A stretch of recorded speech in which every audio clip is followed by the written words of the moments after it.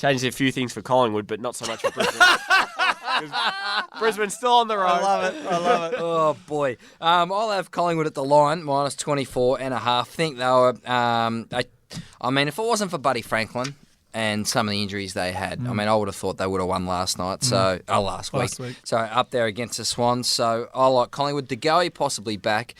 Brisbane Lions making a big pitch for Mitch Wallace to help add to that midfield depth, bring in some more leadership. As long as they keep Dane Beams, I'm okay with that. Yeah, that will be interesting. It wouldn't shock me if he left. So what are they getting back if he goes? He'd be traded. So you'd be wanting a first-round pick. Yeah, so they get him in for a first-round pick, and then 3 years later lose him for a first-round pick. So it's just a rental of Dane Beams for a few years. Okay, next game. Interesting football game, this one. They were up and about, Western Bulldogs, scoring from stoppages, going nuts. Just come with me. The scoring from stoppages was great last week. Unbelievable. As soon as Hickey went down, that ignited them. It was extraordinary, wasn't it? He went off for 17 minutes and they kicked like 4 stoppage goals. It was a bit tough.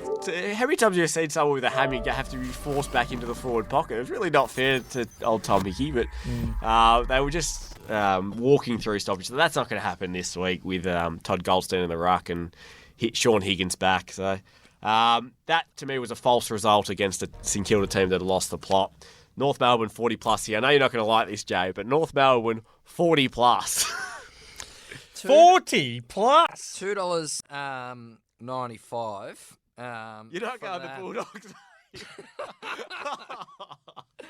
No, I'm not. Yeah, I think North Melbourne will win, but maybe just 1-39, which is $2.05. It's a miracle. Let's move along. We've got Melbourne and the Sydney Swans. Massive game, this one. This is another certainty. Go, Jacob. Yeah, another certainty for the Demons. But you know the funny fact about the Demons at the moment? What? They haven't beaten the top 8 team. Now, everyone says they're going to do it this week. But what they're going to do is they're going to knock Sydney out of the top 8, and they still won't have been in the top 8 team because Geelong's going to come in.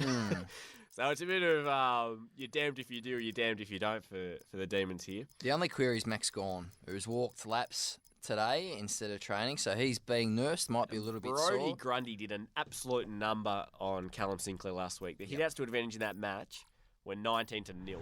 Callum Sinclair didn't get one, and Brody Grundy was everywhere. So, Max, I'm sure Callum Sinclair might be the person on his knees praying this week, just hoping that Maxi Gawn doesn't come to this match. Big test, this one, for Melbourne, because Sydney... No, they're cooked to go. Well, they are cooked, right? But they bounced back last week, and then they might say, right, we've got Melbourne's measure.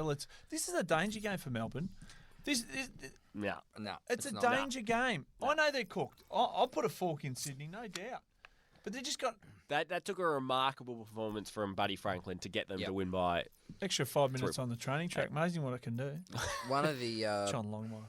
bets Trained an extra 5 minutes. Dicko, Melbourne 40+. Get all over it. $3.65. They're going to kick goals, my friend. All right. Melbourne 40+ for me as well, please. Righto, the Giants and Adelaide. This I mentioned Port Adelaide and West Coast. What a game. Well, the Giants, who I think will win the flag this year,